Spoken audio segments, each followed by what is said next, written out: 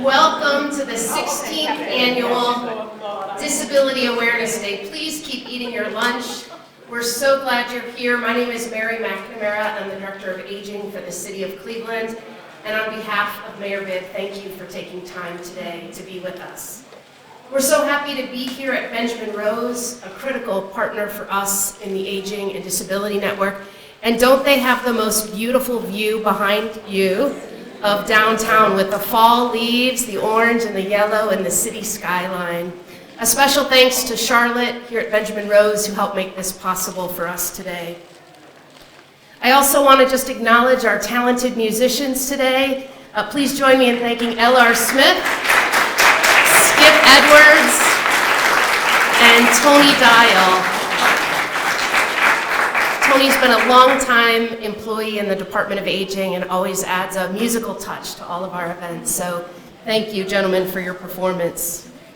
At today's event, we are joined by local experts from Alzheimer's Association Cleveland and the Greater East Ohio chapters, Milestones Autism Resources, the Down Syndrome Association of Northeast Ohio, and the Cuyahoga County Board of Developmental Disabilities. We hope you get connected to some resources in the time we're together. And there's so many other friends in the crowd, so good to see folks from other agencies and residents of the City of Cleveland. I want to let you know that this entire program is being recorded on the city's television station. Dan and Ralston are here from TV 20, which means after the program concludes, you'll be able to see it on YouTube, on the city's TV station. You'll see it posted on our Facebook and Twitter account. So hopefully you can share the good information you learned today with others. A few logistics. Out here to my right, and then another right, is the restrooms. Also, Department of Aging staff are in blue t-shirts, our summer senior walk shirts. So if you need anything, we're here to help. Special thanks to Kaylee from Cleveland Hearing Speech, and who is interpreting for us today. This event would not have happened without two employees at the Department of Aging, and I want to acknowledge them, Mara Lane and Adam Sisler. Mara and Adam have known each other for years for their work on the Northeast Ohio Coalition of Disability Organizations, previously known as ADA Cleveland. Mara joined us at the Department of Aging, City of Cleveland recently from Max Housing, and we're just delighted that Adam and Mara could partner together and create this event. So please join me in thanking them for this event.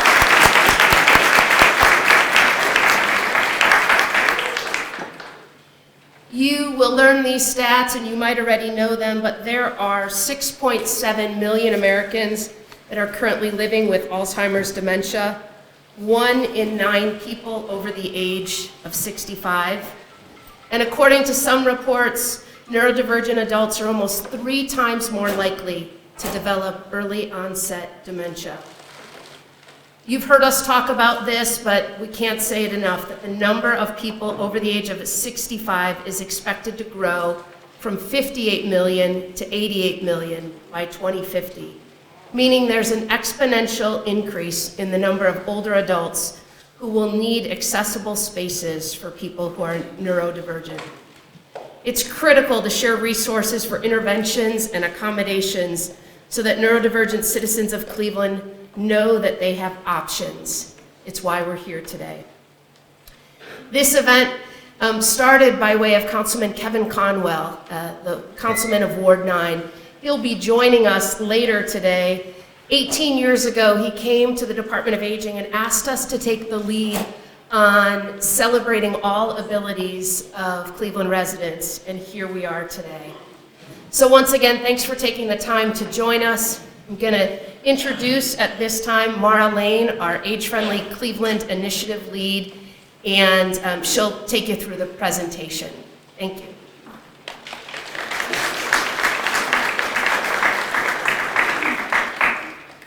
Thank you, Director, and thank all of you for being here today. I'm so excited about this event, not only because I'm seeing so many new and familiar faces, but also because we're covering a topic that is often misunderstood, misinterpreted, and honestly taboo. But today we're going to talk about it, and because we have such a diverse audience of professionals within the disability world, people with disabilities themselves, and just interested citizens of Cleveland. We're going to do a sort of a broad overview of what neurodivergence really is. Now, this information that I'm going to present to you today could change in the next 10 years. In fact, I hope it does.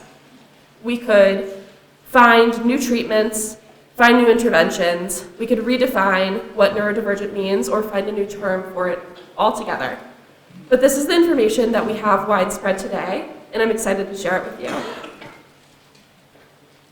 As I said, my name is Mara Lane, and in cooperation with me, while contributing her talents to this presentation was Grace Blatt. Grace Blatt unfortunately had another obligation today, but was excited to contribute all of her incredible knowledge and personal experience as a person who is neurodivergent, who's autistic, and without her, this presentation would have been lacking. Grace is a Good Life Ambassador for the Cuyahoga County Board of Developmental Disabilities, which you might hear me abbreviate today as CCBDD. She got her undergraduate degree in psychology and neuroscience and is currently a second-year graduate student at Cleveland State University in the psychological science department. She is neurodivergent, as I said, autistic herself, and she's also an advocate and an educator. Grace asked me to give you one message today, which is that while being autistic is in fact a disability, her limitations are just as strong as her strengths, and that in fact her disability gives her the strengths that she needs to succeed academically, even if it might mean that she might get overwhelmed in crowded situations like this. She is just as proud of her disability as she is of her strengths. Now let's get started with language. We're going to use two types of language intermixed into this presentation today. The first is person first versus identity first. What does that mean? Person first emphasizes the person before the disability. For example, a person who is blind or people with spinal cord injuries. Identity first language puts the disability first in the description, meaning this person is disabled, or I'm disabled, I'm autistic. It's okay. It's okay to use both types of language. History is evolving faster, our language is evolving faster than we as human beings are. So we're going to use both types of language today intermingled. Some people here might prefer person first, some people might prefer identity first, some people might prefer not being labeled disabled at all. That's okay. As with any marginalized group, if you are corrected in conversation, it's important just to say thank you and move on using that person's preferred language. Let's talk about the numbers. How many people are neurodivergent? It's estimated that 6.7 million Americans are living with Alzheimer's. 1 in 36 children have autism spectrum disorder or are autistic. Approximately 400,000 Americans have Down syndrome, and 1 in 7 students have some type of learning or attention-related disability. I'm one of them. Estimates for these numbers have grown year over year, and we don't expect them to stop.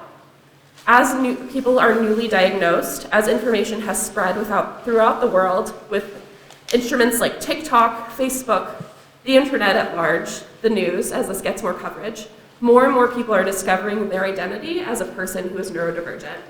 More and more people are discovering the signs and symptoms of neurodegenerative disorders. And that's incredible, and we should welcome that with open arms. And finally, 10,000 people across the US are turning 65 every single day. Like I said, these estimates have grown, and they will continue to grow as late diagnosed or early diagnosed people are born and people continue to age. But what does neurodivergent mean? Let's find out. Also called neurodiverse, which is a term that was coined by Judy Singer, a sociologist who has autism in 1999. We break it up into two different terms. The first will be neuro, the root of the word, which relates to nerves or the nervous system. Neuro makes us think of our brains, our neurology, nerves, nervous system. They all come from the same word.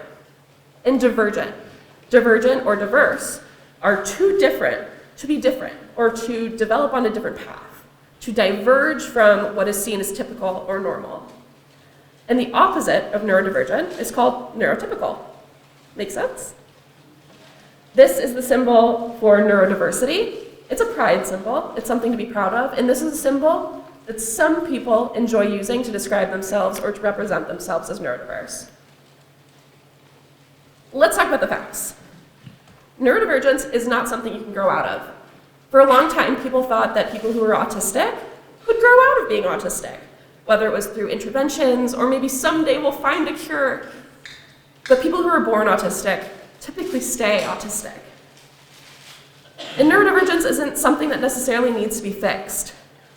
Unless it's a neurodegenerative disorder, a lot of the time neurodivergence is just part of who somebody is and part of who they're going to become. Neurodivergence is an identity, and it is not a diagnosis or a medical condition. Neurodivergent children grow up to be neurodivergent adults, leaders, coworkers, thinkers. Neurodivergence, especially if it's new, might seem like it needs to be fixed, when in reality it just needs to be accommodated. People are not broken. Neurodivergence is a way of describing a brain's reactions to sensory input, information, memory, and feelings. It can mean any dozen of things, and it could be a medical condition, or it could be a psychological condition, you name it. Just because you don't have a diagnosis does not mean that you yourself are not neurodivergent. You could identify as neurodivergent and not have any kind of diagnosis at all. You may have seen an increase in discussion around this topic, and that might make you feel wary, especially if you're a healthcare professional who's seeing it come at you from every side. All of a sudden, every teen who comes to you says that they're autistic or have ADHD. That's okay. Figure it out with them. When people say that they're neurodivergent, most of the time what they're saying is that they need some kind of accommodation. In neurodivergence, it's not a trend. It's going to continue because it's something we have more information on. Whoops. All right, so as we said, it is not a diagnosis or a medical condition. It's an identity, and it comes from two groups, so two ends of neurodivergency. They come from developmental disabilities, which are a group of conditions due to an impairment in physical, learning, language, or behavioral areas that begin during the developmental period, which is childhood or in utero. And that could be autism, ADHD, Down syndrome, specified learning disabilities, and way more. Even things we consider mental illnesses like OCD or some types of bipolar disorder. We also have neurodegenerative diseases. Neurodegenerative diseases, even I have a hard time saying it, and not just because I'm getting over a cold. Those are conditions that result from progressive damage to cells in the nervous system, connections that are essential for mobility, coordination, strength, sensation, and cognition. And those can be diseases or conditions like Alzheimer's disease, ataxia, Huntington's disease, Parkinson's disease, and more. It can even come from increased alcohol usage and drug abuse over time. Neurodivergent living. We're going to follow a couple of topics. These are the topics that Grace and I identified as topics that need to be talked about when it comes to the topic of neurodivergency. Sensory input and interpretation. That can mean things like sight, hearing, taste, touch, and smell, our five senses. Physical spaces, which are accessible and sensory-friendly environments. Societal support and communication, which means allies, laws, media, and representation, and a quote-unquote cure. Sensory disabilities. You might understand certain types of disabilities, like sight and hearing, that can be impacted throughout our lives or even at birth, which can include blindness or low vision, deafness or hard of hearing. Certain types of sight and hearing-related disabilities can even become from neurodivergence after it sets in, like Alzheimer's, certain forms can cause certain types of sensory disabilities. You might not know about other types of sensory disabilities, which include sensory processing disorder. Those might include being unable to tolerate bright lights and noises, like sirens, textures and temperatures, like refusing to wear types of clothing because it feels scratchy or uncomfortable. being easily surprised or frightened, being easily distracted by background noises, and depth perception or body awareness. You might not be able to sense what is making somebody afraid because of their sensory processing disorder, but it doesn't mean that their feelings, their experience of the world is any less. What is sensory friendly? Now we're moving into our physical spaces.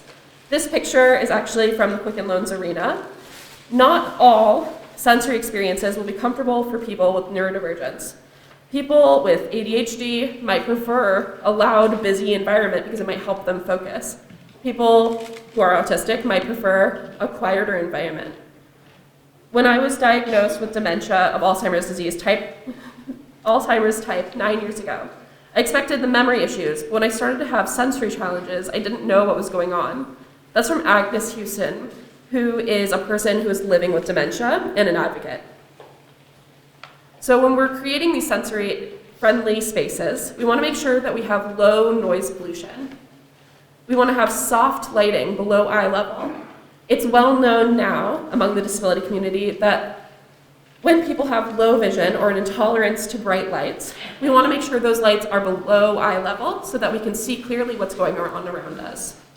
Sensory input toys or devices. Like I said, some people might need that sensory input, so we want to have those options for them. And flexible seating options always for people with mobility disabilities or just attention to those textures, heights, comfortability. And re-entry options. This is a huge one. Re-entry options are so important. Oftentimes we tell people, go ahead on in, but once the door is closed, if you have to get out, you're out. That's a little bit of an ableist turn that we have to our society. We want to make sure that people are comfortable to come and go as they might need. And it's important that these spaces are accessible to people of all ages. Sensory-friendly environments are often toted just to children, young mothers who are nursing, people who might need to have their toddler have a timeout, but people of all ages, whether they are 9 to 99, need these spaces available to them. Physical space, as we all know, I'm an ADA coordinator, and I always say the ADA compliance is just the beginning. We need to make sure that things are compliant for people of all disabilities. Why? Because just because you are physically disabled doesn't mean you're not also neurodivergent and vice versa. Physical spaces should have zero-step entrances, clear and stable floors, grab bars and handrails. Many people don't know that being neurodivergent can also impact your balance, your ability to make it through doorways. Having grab bars in spaces that are uncommon or untypical, like always having handrails or having grab bars by doorways, can always be helpful. And we want to have clear and consistent signage, maps, and navigation. We have an example here from the Cleveland Metro Park Zoo, who has made an effort to make their spaces accessible for people of all disabilities. We just had a walk there for our senior walks, and the seniors found it very comfortable and inviting. It was really fun, I went. And we can see on the map there's all sorts of examples of spaces where they warn people, stay away from here if you're sensitive to loud noises. Here's a good place to put on headphones if you need them. Here's great places to sit down. All extremely necessary things. And we want to talk about societal support. When it comes to societal support, nothing is more important than listening. We as the society can only make change through hearing what the oppressed need, and it's the most difficult to hear what the oppressed need because their voices are the quietest. Nothing about us without us is a term that's often been used in the disability community, which means that people who are disabled should be involved in the decisions that are being made for people who are disabled. Does that make sense? Communication. We always want to go with the platinum rule, which means do unto others as they would want done unto them. What you have done unto you impacts your ability to live a full, successful, and exciting, happy human life. And we want to make sure that we are giving people opportunities to create those lives for themselves in the way that they want to shape them, rather than diagnosing or assigning a life assignment to somebody else. Advocate. We want to know the laws and our local leaders. This is something that Grace really identified as something that was important to her, is that we want to understand the laws that impact us on a daily basis. We are not passive in the face of the law, especially as people who are older, people who are advocating for people with disabilities, and people who are disabled ourselves. We want to make sure that we know our local leaders, we have their ear, and that we're always communicating with them. Because if we don't tell them, no one else will. Speaking of telling people, communications of all kinds are acceptable within the neurodivergent world, whether that is ASL, or talking with a speech board or tablet. All forms of communication are valid, and none are any higher or lesser than others. And we want to make sure that we celebrate. Disability is something to be proud of. Disability is something that's exciting. It makes a difference in the world. It makes us more diverse, creates our society from the ground up. Disability Pride is something that we celebrated through NOCTA, the Northeast Ohio Coalition of Disability Organizations. Recently, we celebrated it down in, what is it called? Public Square. Recently with the Pride March. We have one now every year. It was our second annual, so I hope I'll see every single one of you at our next one next September. And let's finally talk about a quote-unquote cure. Neurodivergence is part of who I am. That's what Grace has to say. People want to succeed, but we want to succeed without a cure. A cure would be like taking away part of my identity. Neurodivergence is who I am. Grace really wanted to impart those words to you because historically, so much of the discussion around developmental neurodivergence was about a cure. People wanted to fix their autistic children. Grace is here to say, Grace wanted to be here to say, that she doesn't need to be fixed. She's intelligent, she's kind, and she's really, really excited about giving this message to all of you. And how can you cure something that isn't technically an illness? Being neurodivergent could be impactful. It is for many people, but it's also not something that we necessarily need to find a workaround for. We need to accommodate it just like we would with any other disability. And interventions and accommodations are something that we need to understand and also understand that they have to continue changing. What might have been a socially acceptable intervention or accommodation previously, such as forcing people who walk on their tiptoes to walk on their flat feet, might not necessarily be the only solution for people who need that in order to have their balance be affected. When it comes to neurodegenerative diseases, dementia is an umbrella term. People might say, I have dementia, and somebody in the field might say, what type? We don't always know the answer.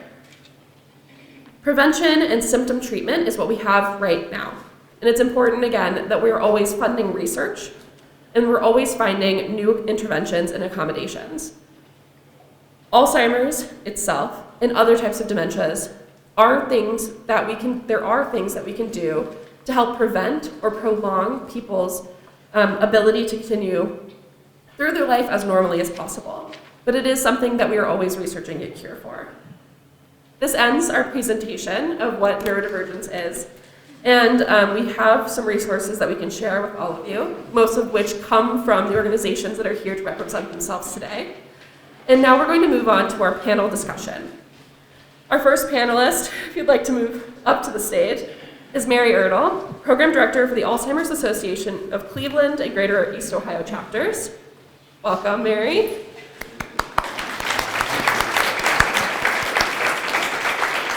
Next, we have Bradley Weiner, the Director of Education for Milestones Autism Resources. Welcome, Bradley.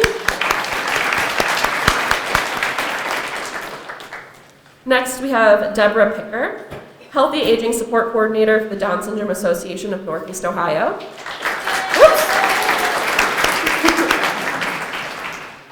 And Tamara Lentini, the Health Services Manager for Cuyahoga County Board of Developmental Disabilities. And I just want to say that I unfortunately wrote the wrong name in your program, so Tamara was and always is meant to represent Cuyahoga County Board of Developmental Disabilities, and we're glad that you're here today. Yay!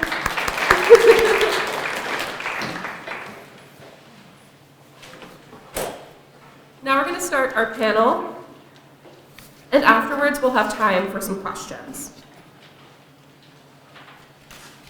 If you wouldn't mind, I'd love if you just went down the row to introduce yourselves and add any kind of information to the bios that I'm going to read off for you here today. Mary Ertl is the Program Director for Alzheimer's Association of Cleveland and the Greater East Ohio chapters. She started working with the association in 2014, where she worked in the 24/7 helpline in Chicago. She moved back into the Cleveland area in 2015 and has worked in a variety of capacities for the association locally, including managing the early stage program, facilitating caregiver support groups, and providing community education programs. Is there anything you'd like to add? No, I think that sums it up. Bradley Weiner joined Milestones full-time as a director of education in the summer of 2003, with a background in intellectual and developmental disabilities, autism, foster care, and residential treatment. Bradley combines the best practices regarding mental health, trauma, and autism for an approach that is positive and person-centered, with an acute interest in intersection of autism and trauma, and support for people who present with severe to profound disabilities. As a trainer and consultant, Bradley frequently presents on trauma-informed approaches to behavioral support, person-centered thinking for people with complex needs, and practical training approaches for direct support staff. Thank you for being here. Do you want to add anything? Thanks. Great. Debbie Picker has been a part of the disability community since she was 17 when she became a teacher's aide in a classroom for children with special needs. She knew then that this was her quote-unquote home. She went on to become an intervention specialist for 35 years, specializing in behavior in children with severe needs. After retirement, Debbie went on to work for the Down Syndrome Association of Northeast Ohio and is currently their Healthy Aging Support Coordinator, serving families of individuals ages 30 and up. Most importantly, she's the proud mother of 6 adult children, 2 of whom have Down syndrome. And Tamara Lentini is the Health Services Manager at the Cuyahoga County Board of Developmental Disabilities. She has been in the field of nursing for individuals with intellectual and developmental disabilities for over 25 years, providing care and consultation for individuals throughout their lifespan. She began working at Cuyahoga County Board of Developmental Disabilities in 2005, taking on the role of Health Services Manager in 2021 after serving as a nurse educator for 9 years. Tamara is also the guardian of 2 adults with disabilities. Tamara holds a license as a registered nurse and has her master's of science in nursing with an education focus. Thank you all so much for being here today.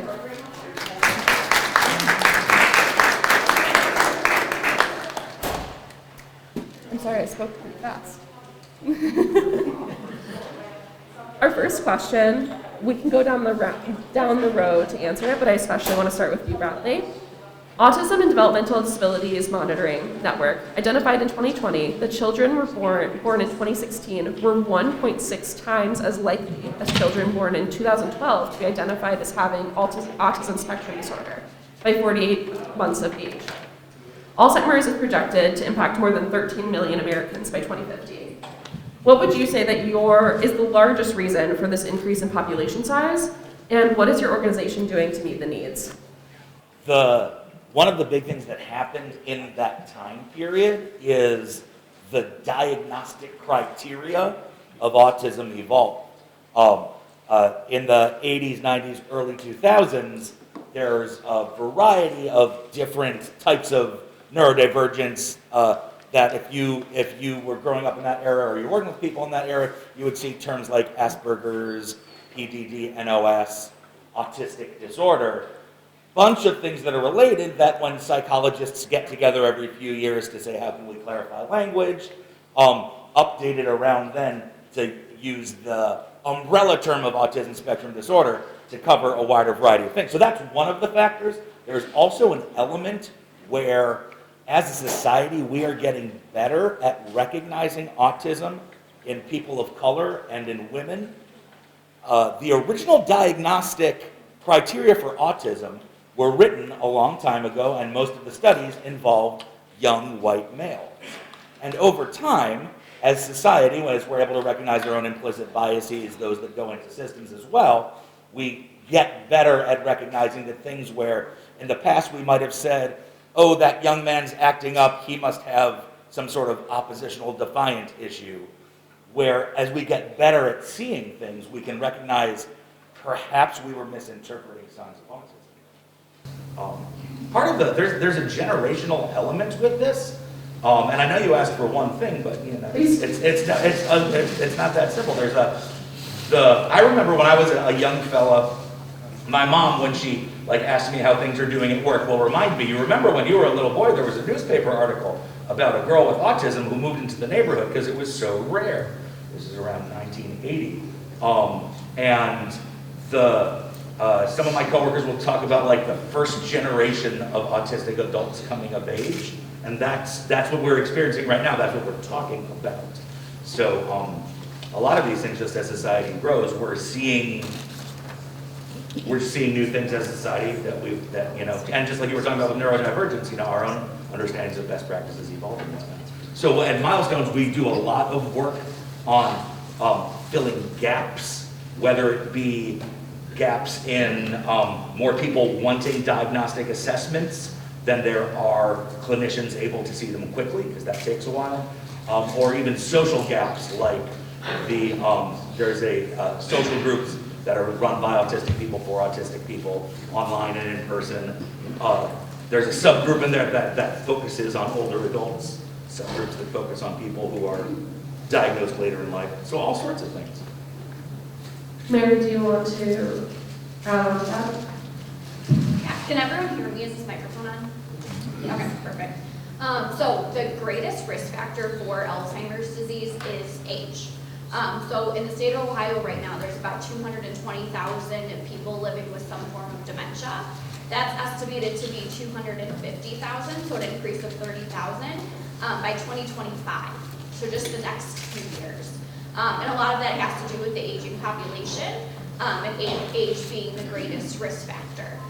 A lot of it also has to do with diagnosis. I think people are getting diagnosed more now than they were previously. There's a huge stigma around Alzheimer's disease, and the idea that once you're diagnosed, there's not really anything you can do about it.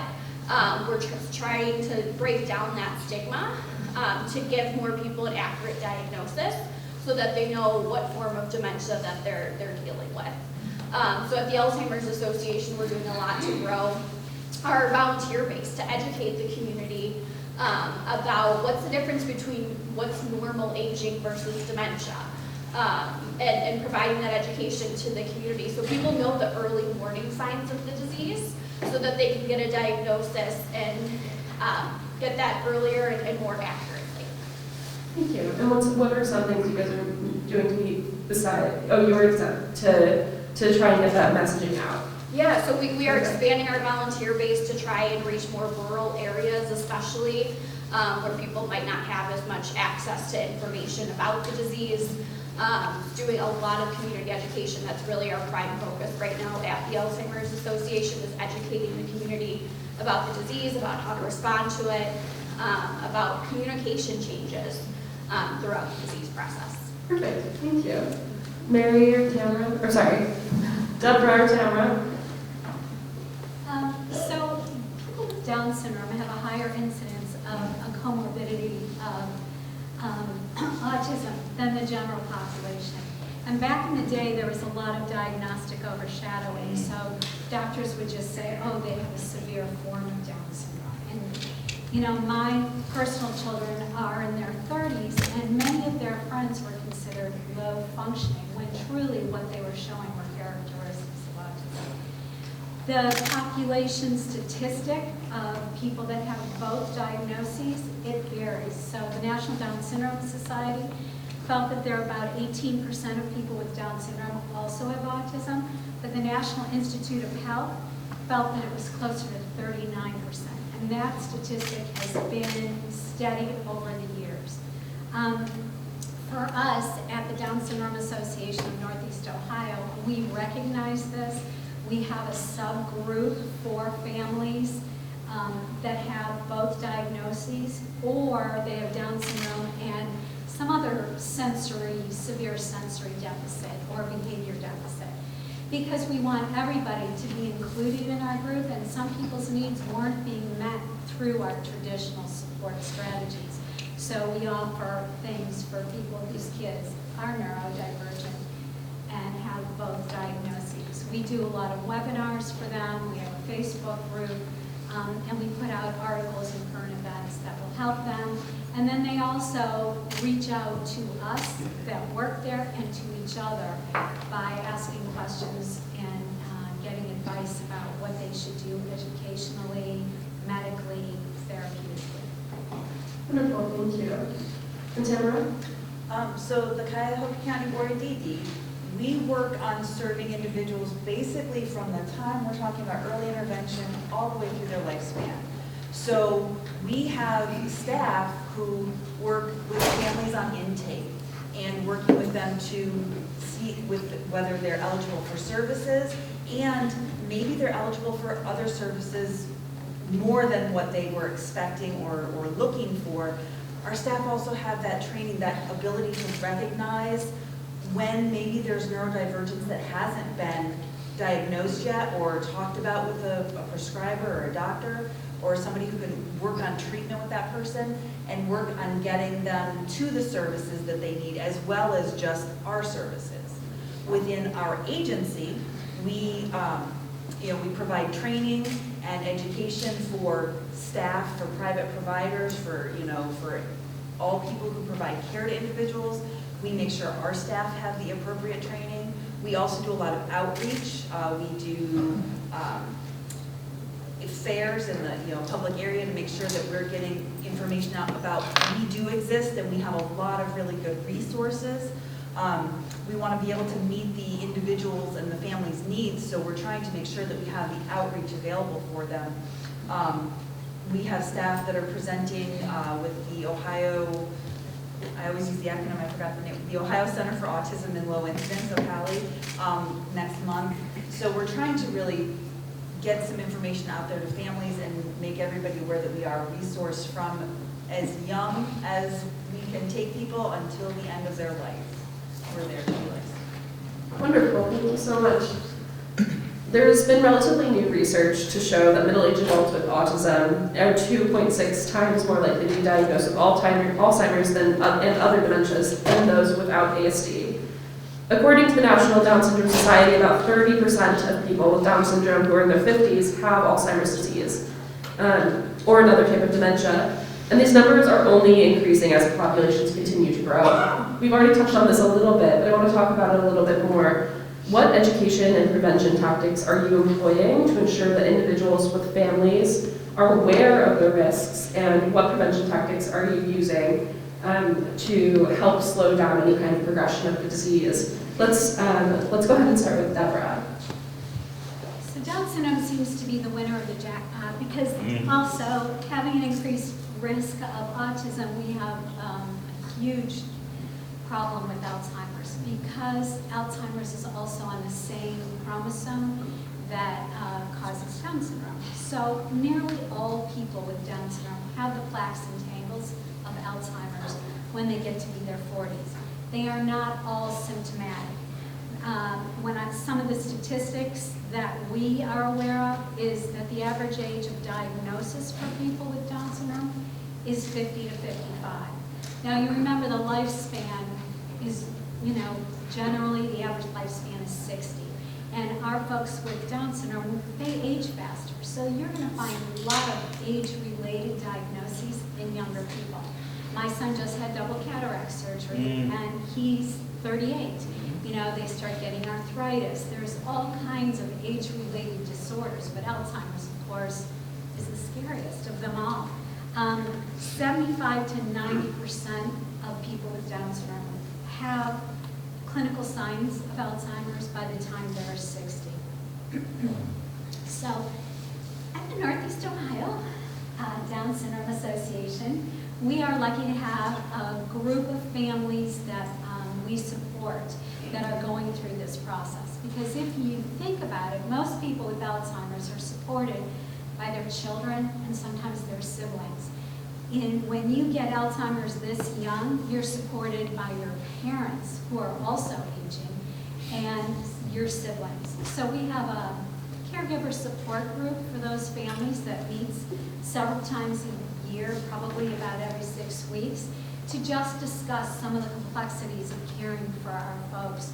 We also, again, do webinars 4 or 5 times a year. Sometimes those are things just on using technology to keep your person safe in the house, or how to help them be a little bit more independent going on, how to help with their health needs and their pharmacology needs. So we try to address all aspects of the problem. But unfortunately, as we all know, Alzheimer's in some people is unavoidable. So what we offer is support and guidance, and we try to direct them to resources that are going to help them the most, and often that's each other. So there's a lot of person-to-person contact among those families. Thank you. Bradley, do you want to speak to the Sure. preventions that you're doing? Debbie, a lot of things that you mentioned are like ringing, like the idea of co-occurring conditions being something that we talk about, the idea of the pressure on caregivers who are aging.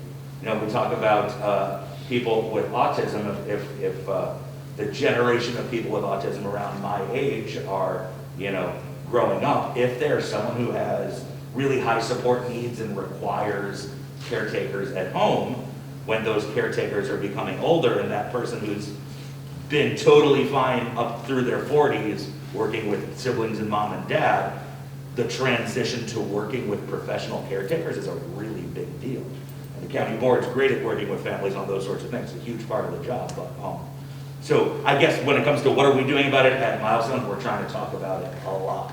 The fact that, you know, the whole goal of life is that we get older.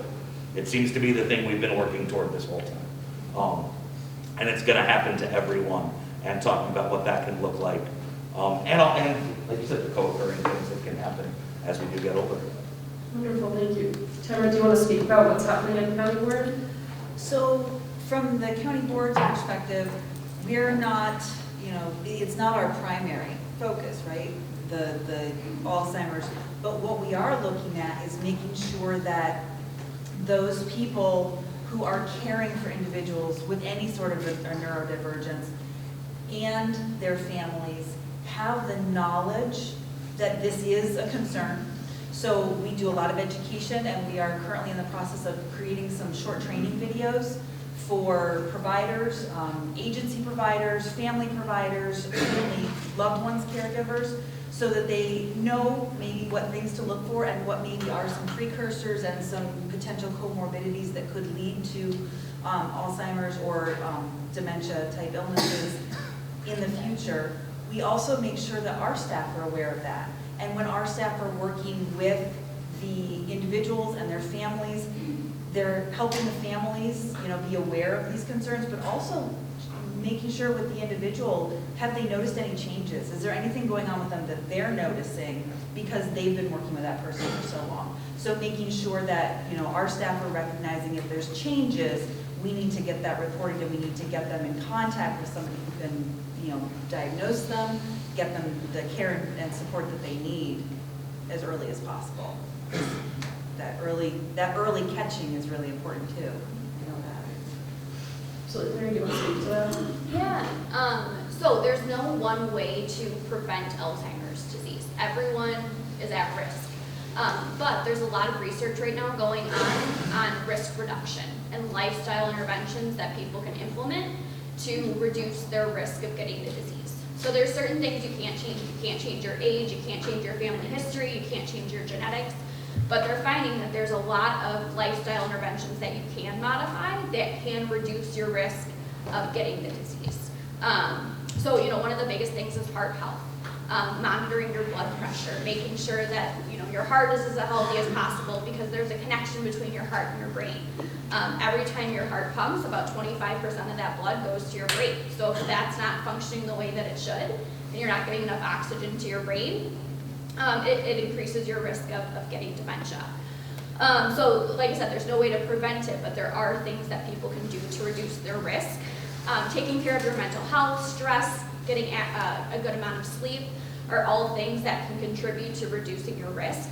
So a lot of what we do at the Alzheimer's Association, we do provide an education program that's healthy living for your brain and body, which ways that you can reduce your risk, healthy habits that you can implement in your life. But also making sure that the caregiver has the resources they need. We hear way too often about caregivers who aren't taking care of their own health because they're so focused on their loved one. So making sure that they have the support and resources that they need, you know, helping them navigate resources, connecting them to caregiver support groups, providing that education on how to communicate, how to respond to certain behaviors, to hopefully reduce stress for them and make sure they're supported as well. Thank you so much. I want to throw this question out here to whoever wants to answer it. We in this room, all of us, every single one of us, has been affected by COVID-19, the pandemic. The impact of the pandemic was particularly hard on the neurodivergent community, that sudden transition, the sudden isolation, and especially for the aging community as well. I'm interested, what services changed within organizations because of the pandemic? And what are some lessons or some services that you're bringing with you into the future that you found beneficial to the community? Whoever wants to answer. So prior to COVID-19, all of our programs and services were in person. So on that fateful day in March of 2020, we switched everything to being virtually. And working with older adults, that was certainly a challenge because there wasn't always the technological abilities. They had never heard of Zoom. They'd never used Zoom before. And so we were like transferring people into conference calls to get them into support groups and trying to help navigate that. But what was really beautiful about it is it didn't matter where in the world someone was. They could connect with other people for those resources. So it was really great, especially for our early stage programming, for people that are aware of their diagnosis, that are in the early stages of the disease, for them to connect with people across the country who are going through similar situations. The resources might be a little different, but ultimately the disease is the same, internationally. So while we did nothing virtually prior to the pandemic, we do a ton of support groups now that are virtual in order to just connect people with people that are going through the same situation they are. For some people too, it's been helpful that they couldn't leave their loved one at home. So virtual home alone while they attend a support group, so having a virtual option where they can be in the next room over and know that their loved one is safe while they still get the support they need has been a really great service. So while it was such a dramatic change for us off the bat, ultimately I think it's helped us learn how we can better serve people through a virtual world. Thank you. Anyone else want to jump in? I'll jump in. I agree. I think the flexibility, right? Yeah, the world kind of crashed around all of us, but it taught us a lot of things too, that we could do a lot of things virtually, we could do things remotely. We had to become flexible, and so we did. And we've continued that. So for us, while most of our visits have really gone back to in person, we really like that. We want to go to your house and see you. We want to make sure that everything's okay in your environment. But if that's not what's best for you, then we can do remote visits. We can make sure that we're offering options for, and especially during the pandemic, one of the things we made sure to do was offer virtual activities, access to virtual activities. Here's where you can find this thing, here's where you can find that thing, because we didn't want people at home climbing the walls, right, like we all did. But having the access to do that, knowing where to find that information, we were able to provide a lot of that. We've been able to continue that, which I think has been really beneficial for all of the individuals that we serve. And I think it's been beneficial for our staff too, to work on their flexibility. That's good for all of us. Absolutely. I'm one of those rare people who still really enjoys a Zoom meeting, so if you have a Zoom meeting, you need a +1, I'm there. It can be a great, a lot of autistic people found that a bit of an equalizer, like an accidental benefit.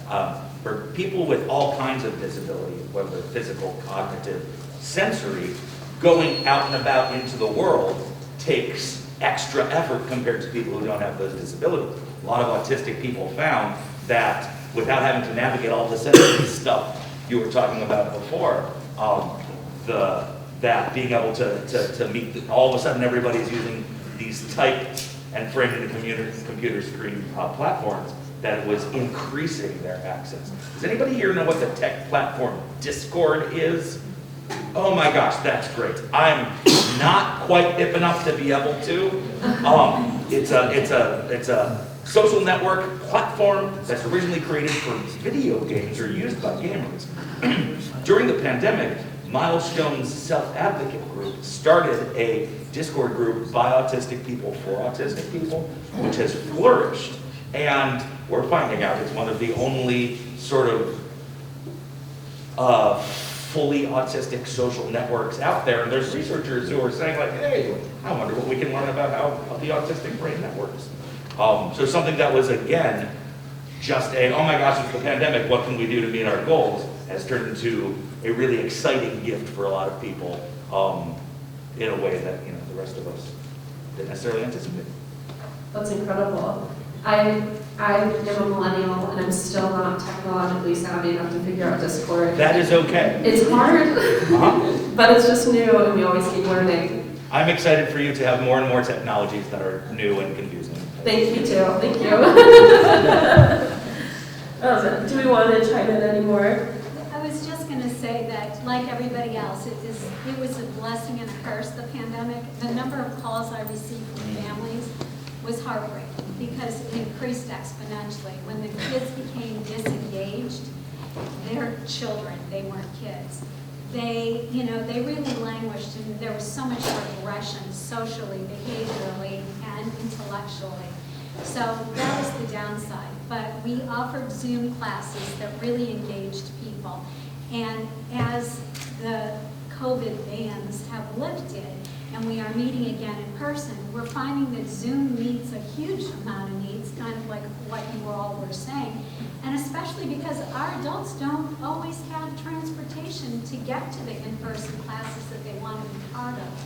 So the Down Syndrome Association offers bingo and cooking and independent living skills, and we used to have a music sing-along group. So there was something for everybody to occupy their day, and there's still many of those offerings still are in existence for those people that just can't. And like you said, you're getting people from all over, not just your small geographic area, which is another bonus. But my heart still broke for all those families that suffer because of the decline in their loved one with Down syndrome. Absolutely. During this time. Do you want to chime in at all, or say anything in addition? Perfect. We're going to wrap up a little bit here and just check in and see there are some risks for dementia or symptoms that might go overlooked for people who are seeking diagnosis for some kind of neurodivergence. People here might be interested and maybe a little bit surprised to hear that one of the closest links to developing kind of dementia is hearing loss. It's something that we experience as normal part of aging, but it might not be so normal, and it might be really inhibiting our risk, or really increasing our risk of developing some kind of dementia. But I'm interested to hear if you could name one surprising symptom or diagnostic criteria or risk factor that you wish people knew more about, and you wish they kept an eye out for in either their loved ones or themselves. What would you say that is? I can give you a second to think about it. I can go. Please go ahead. For people with Down syndrome, obstructive sleep apnea is huge. So because when you have obstructive sleep apnea, sorry, it's not flowing now, you have interruptions in your breathing, which is depriving your brain of oxygen several times a night.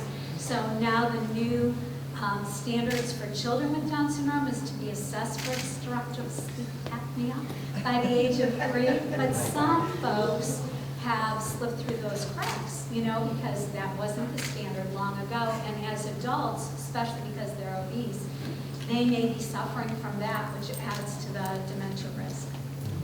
I can name others, but No, that's a really good one. That's a really good Traumatic one. stress. The sort of social isolation things that we've talked about with all of the underlying conditions we're talking about can really, even though we might not be talking about single individual traumatic incidents, the sum of living on an uphill battle against societal pressures, systems that don't quite often get what you need, can have a really significant impact on people. And in the intellectual and developmental disability world, there's a lot of effects of traumatic stress that we've gotten really good about talking about and being aware of. With the kind of combining that hearing loss and the dementia part of it, a lot of medical things can get missed on individuals, whether it's they're not hearing as well or they're in beginning stages of dementia. In both of those cases, there tends to be a lot of go with the flow, pretend you heard or understood what was being said. And so a lot of times, doctors or care providers aren't getting the whole story from the individual because they're either not hearing the question that's being asked, or they're pretending they understand, or they're pretending that everything's okay because they didn't hear the question, or they don't quite know how to verbalize what's been wrong with them. But that's something that we tend to see, is that medical piece, that health actually can decline because of a decreased inability to communicate, whether it's receptive or expressive. I would say going off the pandemic isolation and how much we saw a lack of social engagement affected people living with dementia. I have personal experience with the disease as well, and seeing our loved one who was in a nursing home, just the decline in not having that social interaction that she was used to, how important routine is for people living with dementia, and making social engagement a part of that routine is just critical to kind of slowing down the progression of the disease and making sure they're in the early stages for the longest period of time. Have you heard the Surgeon General Vivek Murthy talk about social isolation and social connection? It's connects everything. Yeah, it's a very, very powerful thing. Absolutely. And it's so important that all of you have made the effort to come here today to learn about it, to hear these surprising symptoms or surprising effects of what the disease can mean in our lives, so that we can all kind of take a hand in preventing that isolation socially, because we're all part of the society. We're all here to be social. And I want to kind of wrap this up. This is our last question. Just a quick fire off, which is we've seen an increase in accommodations for all types of disabilities within the Cleveland area, but there's still so much that needs to be done. And I want to ask you, what is one accommodation or change that you want to see in our built environment or in our societal interactions that you would like to see that change made immediately to make people who are neurodivergent more comfortable in our society? I would like universal accommodations. I think, That was what I was going to say too. Oh my God. you know, we're really gotten so much better at inclusion, but I think, and I know the county's working on this all the time, but universal accommodations for neurodiversity, so that it's not just a YMCA exercise group for people with disabilities, but you have that offering, but you also make accommodations so that they can be in classes with everybody else. And that can be in so many different settings. There's no reason. If our folks are included in employment, which they are increasingly, thank goodness, why can't they be included in city offerings within our communities just naturally, universally? No one asked me why I was wearing a mask today. Could you picture 5 years ago someone just walking in with a surgical mask and thought you would have? But we're kind of used to the idea of, yeah, you know, people, got to do what they got to do. That's what that universal accommodation is. I think of, lots of people love music and theater, but can't sit still quietly through a performance. How wonderful would it be if, as a society, we just move towards, yeah, sometimes people make noise. You do you. It's a thing. In Britain, you're hearing what we would call sensory-friendly theater performances get labeled as relaxed performances, because families are, the sensory stuff benefits, but also the fact that we're not going to be judged for being ourselves in this room is a really exciting thing. And to me, that's universal, because as you could tell, I do get a little bit excited about it. We love that. That's good. That's good. So excited. Yeah, because I think, I was going to say, I didn't have the right words though. I love the universal, Yep. I love that. Like every library should be okay for individuals with neurodivergence and disabilities to go in. Medical care should be easily accessible for everybody. Mental health care should not be limited to those only with a mental health diagnosis, and anybody who has a neurodivergence is just being behavioral. We need to be able to discuss this and recognize that People who have neurodivergences also can have mental health difficulties, medical issues. They want to go to the library and community centers, and we are working hard as an agency, to make sure to make that acceptance. Canada's doing an excellent job at that. And that universal, yes. Exactly. Yeah, completely agree. I think that's the answer. You know, we do a specialty tour at the art museum for people living with dementia to attend with their caregivers. You know, where if they ask a question more than once, or they kind of wander away from the group, it is just a judgment-free zone, and it's as much for the care partner as it is for the person living with the disease. And I think as many programs as we can get like that, where there's just that stigma isn't attached to it. There's no judgment in anything people are doing, just that general understanding.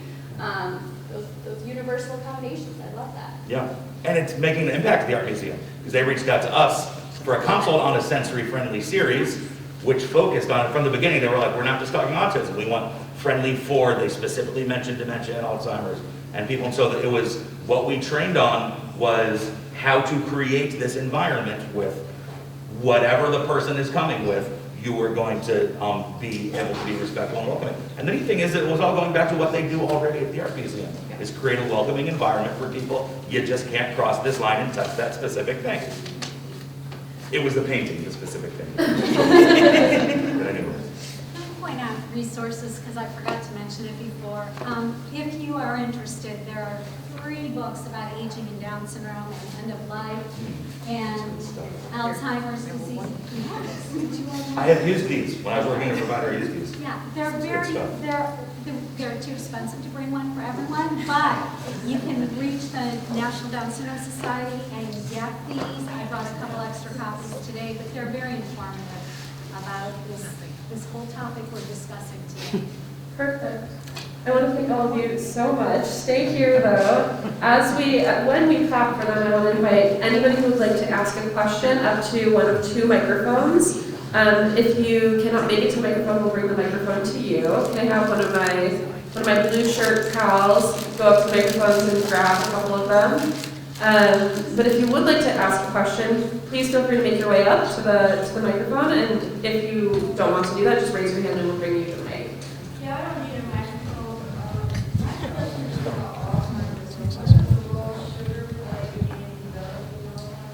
What does the role of sugar play in developing Alzheimer's? So I can take that. Overly processed foods can increase your risk of getting dementia. We say the Mediterranean diet is kind of the best lifestyle diet to implement in order to reduce your risk of the disease. So that would be, sugar, and having a significant amount of sugar in your diet can increase your risk of getting dementia. That's a really interesting question. I didn't know that. Would anybody else like to ask a question? Yes?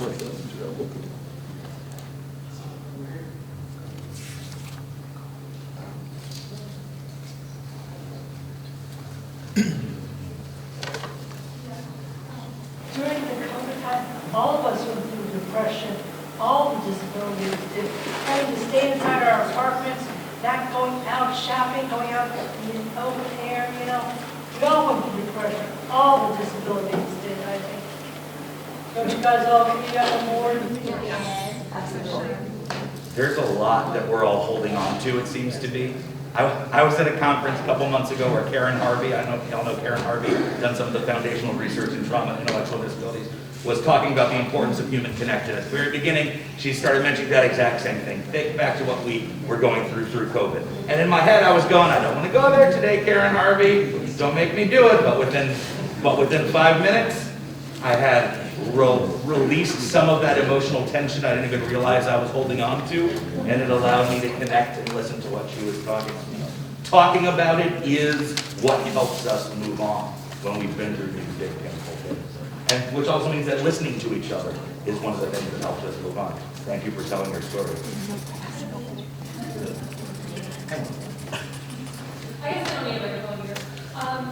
I feel like I noticed too, like a huge correlation with disabilities and the mental health issues as well, like depression or even like schizophrenia and that. Do you find like there are a lot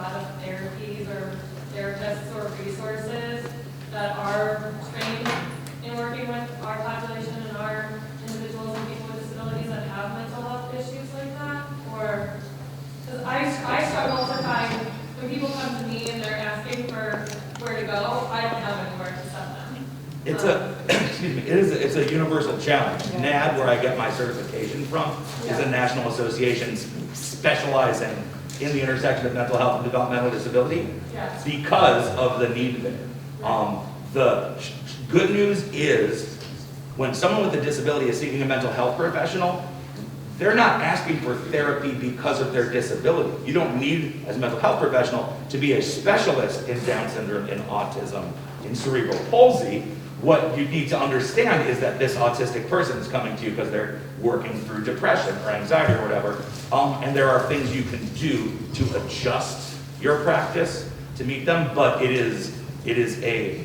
you're pushing up against the system's need that a lot of us do a lot of work to try to work Yeah, I guess through. I just also worked in the mental health world for a long time, and I know that there are a lot of people that refuse to like take a caseload of somebody who might be on the autism spectrum or has a Down syndrome diagnosis. So like also how do you combat that? Send them to Milestones Autism Resources for our help desk and professional training, and partner with county partners such as the Cuyahoga County Department of Aging, et cetera, et cetera. Yeah, this is the system's work. It's possible. We can't ask people to walk out onto the branch themselves if we're not equipping them with what they need to meet the need. I field a lot of questions from families about that. They want counseling for their folks with Down syndrome. But with Down syndrome comes some expressive language deficits, and a lot of psychologists and mental health professionals are not comfortable trying to work around that. They don't feel like they can be of help. It's not because they don't want to be with our kids. They fear their own inability to help. So I have a limited list of names, including CCPTD, but I provide those names because there are some people that are fine. And the same thing comes with autism, because autism, the expressive skills are much different than you may find in the general population. And so sometimes people that really probably would be good with our folks are doubting themselves as professionals, and then they say, no, thank you, I won't do it better. So it's a struggle for all of us to find good people. We invest a lot of resources to support, excuse me, instead of approaching it from the clinical standpoint, working with support staff like direct support professionals, like STNAs, like school paraprofessionals, to get the people who are spending the most time with people with disabilities understanding trauma and mental wellness, so that we can kind of it's almost like a wraparound, surround the people with the things that help promote mental wellness, rather than necessarily approaching it from the medical model. But that's one of the reasons we do that, is like you said, because it can be hard to connect with specialists. Thank you. We have time for one more question. I don't have a question, but like I have a mental disorder and I have learning disability. So when I was in college, it was two separate things I had to do. I had to go to therapy for my mental illness, but I also had that resource of like the learning disability place. But they didn't offer that to me when I was like in high school. So like I had to wait till I got to college to get all that support. That's all I want. Thank you for sharing your story about not having the supports that you needed in high school, but you were able to find separate supports, both for mental health and for your disability in college. And so one more question then. Quick question. Absolutely. We're bringing the microphone to you. I hope this is not out of order, but can you all tell me what's the difference with autism and somebody that got ADHD?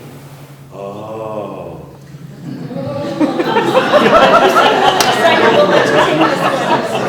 Part of me is like, I can take from, part of me is like Rick Rowlett. The reason that this can be hard for us to see is because ADHD, autism, and also people with significant trauma histories, people in all three of those categories tend to spend a lot of time in what looks like a sort of fight or flight mode, where I'm kind of like, ooh, I'm on the edge, I'm a little hypervigilant, I hear a noise, do I need to pay attention to it? Whether it's because someone's brain is going through one of the ADHD processes where it's trying to shift focus fast, or because their brain is trying to keep them safe so that a traumatic thing doesn't happen again, or because their brain is trying to filter through the sensory information. Because of autism, all those things will happen. There are plenty of people who have both. It can be hard to tease out when you're starting to work with someone, which is going on, especially with young kids. That's one of the reasons why when a kid, like say you've got a young person who's at school receiving IEP services for the first time, like they're not in a hurry to assign a diagnosis and go, because they're trying to tease out what might be going on there. Autism is about connections in the brain. We seem to think, is the hypothesis, that the brain has too much wiring, which can affect thinking, communication, and processing of patterns, whereas ADD has to do with, I would say, how the brain is paying attention to stimulus and locking on or filtering out. There's a little bit of overlap there, but the working with a psychiatrist or a psychologist to tease out for a specific person which is going on is a thing, so it's not always that clean of a difference. Thank you so much. That was a wonderful question. And thank you all for answering so eloquently. I want all of us to give a great big round of applause for Mary Adams, Gabby Weiner, Deborah Picker, and Tamara Lucchini. And now I'll welcome back up Director Mary McNamara. Thank you. Thank you so much, Mara, and again to the panel, thank you. I had shared at the beginning of the program that this 16th annual Disability Awareness Day event was started by an invitation from Councilman Conwell, the councilman from Ward 9 and the chair of the Health, Social Services and Arts Committee. Back 18 years ago, he asked the Department of Aging to convene an event, and I'm delighted that Councilman Conwell is able to join us, and I'd like to invite him forward. And also really glad to see Councilman Casey from Ward 16 here, so please join us up. I'd like them to close us out with some remarks.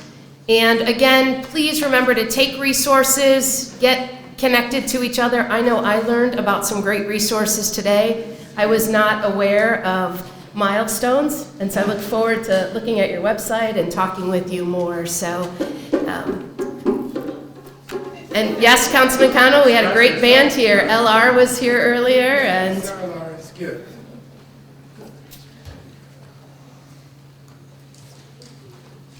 Councilman? I just wanted to stop by and thank everybody for your advocacy that you do. I did wear my orange in honor of your little orange bags here today. But I'm a very, very, very big advocate of individuals with developmental disabilities. I have a daughter who's, and I see Tony in the audience here. Hi, Tony, we need to talk afterwards. Barb, I have a daughter with Down syndrome. And she's 17 years old, and we have been advocates for her since obviously the day she was born. But I'd love to tell a quick story regarding her education. So we have 5 children, and Brianna is our 4th of 5, and we had all our kids in Catholic grade school. And it came time to put Brianna into Catholic school with the rest of her siblings. And to make an extremely long story short, we ended up being asked to leave the Catholic Church. We were thrown out of our parish, and we advocated for Brianna in order to have her educated mainstream along with every other typical normal kid. Again, long story short, case went all the way to Washington. Catholic Diocese violated Brianna's civil rights by not allowing her to be educated in the Catholic Church or in the Catholic schools. Brianna was educated in grade school at St. Mark's, and now she's the first child like herself to attend St. Joseph Academy High School. Wow. And she's in the 10th grade, and she's absolutely excelling. And we couldn't ask for anything more, but it's from organizations like the Upside Downs and everybody involved here who advocate for those who can't advocate for themselves. And it really is an honor and a privilege to be here and stand here before you guys today. And we couldn't have done what we did if it wasn't for individuals out there who keep pushing and keep advocating for those who can't advocate for themselves. So if you ever need anything from my office or myself, please don't hesitate to reach out. I'm Councilman Brian Casey. I represent the far west side, but I don't care where we go in the city of Cleveland or the county. We're always here for anybody. So we also, as some of you don't know, declared October 12th Down Syndrome Day in the city of Cleveland that we celebrate every year with the Upside of Down. So thank you very much, and I'll turn it over to Councilman Conwell. Thank you.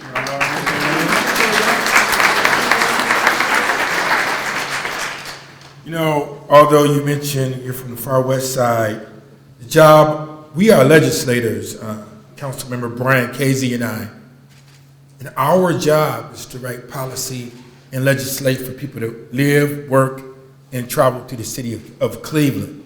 Saying that, I would like to invite you a panel, host a hearing on believing in the abilities and not the disabilities. And then we focus on that down at City Council. The other piece is that, and I know I was talking with Brian Casey, council member, he champions this thing left and right. And he tells me and other people, see, we're legislators, we don't know unless you tell us. But with Brian Casey here, Councilman Brian Casey, he tells us, Kevin, so-and-so and so-and-so, councilman this and that, and he's championing it all the time, we live it, and you gotta walk it like you talk it or you lose that beat. He is focused on it, and he's pushing it all the time. Saying that as legislators, if you tell us and you talk with us, we can write policy. And we can also advocate downstate and write policy. Sitting back listening to what you were talking about, and we can go down there and talk with the state reps, state senators, and you have someone to have up close view like us, and we can push that. So our door is open, isn't that right, council member? We're there to help. You gotta use us. You have to tell us this is what's going on. Like this young man mentioned about the schools. When I talked with Dr. Morgan, we'll have a conversation about that. And if you want to meet with Dr. Morgan about people going through issues and concerns with disabilities, you have to tell us, me or Councilmember Brian Casey, then we can advocate for everyone for that piece there. Because he might not know, but you have us. You have us here listening and learning. I was at a meeting, I reached out to Councilmember Brian Casey this morning, UCI, University Circle, Inc., and they were hosting a meeting with police officers on people with disabilities. And they have a forum and a package that they're putting together dealing with Down syndrome and how to deal with that, and autism. And I called my colleague Brian Casey. And so we'll look into that, and that's very, very important, you know, for us to do that. But you gotta talk with us, me or Councilmember Brian Casey. I'll tell you something else that I would love to do is, Councilmember Brian Casey, is to draft legislation that we put aside a committee in the city of Cleveland for people with disabilities. You know, and then you have experts sitting on the panel telling us what's going on. Because we craft legislation all the time, but you let us know about crosswalks, you let us know about the lights, you let us know about issues. This young man just mentioned about the schools, right here in that committee. And then we know that we can legislate or we can advocate and we can use our influence to make life better for everyone. But you gotta use us, you have to work with us. Here's the thing. I listen to Councilmember Brian Casey. Let me say this. You're my boss. You're his boss also. Everybody in here is not West Side or East Side. You are our board of directors. You have to tell us, use the voice, talk with us. He said this. It's very important. He said, reach out to me. Didn't you say that? Yeah. Yep, he said, reach out. He said, call me. And then we could put the legislation and we can make those things work. So I wouldn't mind putting together a committee and we sit down. Do I know how the committee would look like? I think that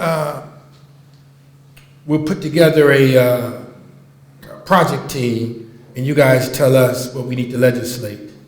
I mean, Casey, he'll know it more than I do, but we'll legislate it because, you gotta legislate as if people matters, and that means a lot. I don't want to just legislate something and I don't know the way. But you have to tell us, and then we'll move it forward.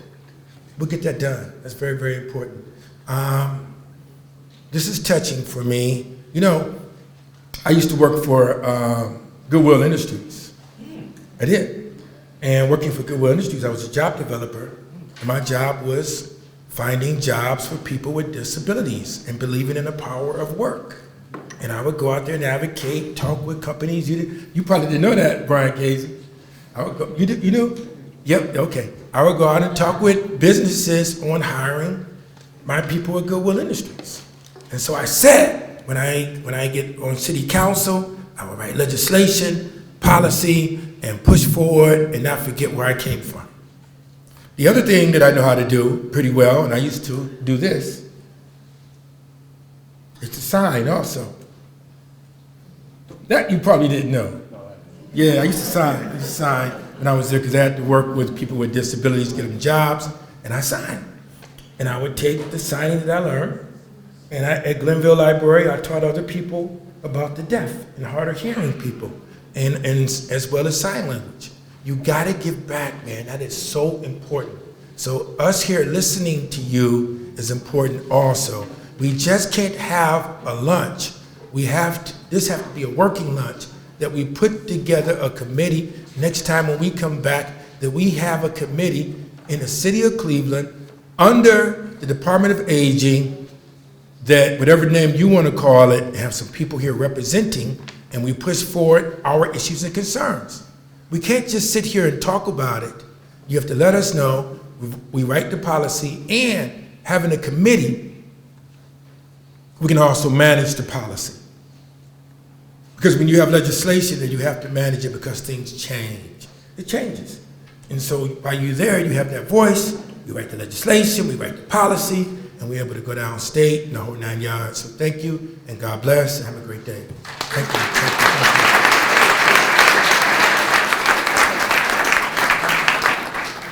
Thank you, council members Casey and Conwell. Really appreciate you taking the time to be with us and the challenge you've put forth, Councilman Conwell, to make this more than a lunch. And so we at the Department of Aging are open to that and want to continue this. So once again, thank you for coming today. Thank you, Tamara and Adam, for leading this. To our esteemed panelists, thank you for taking the time.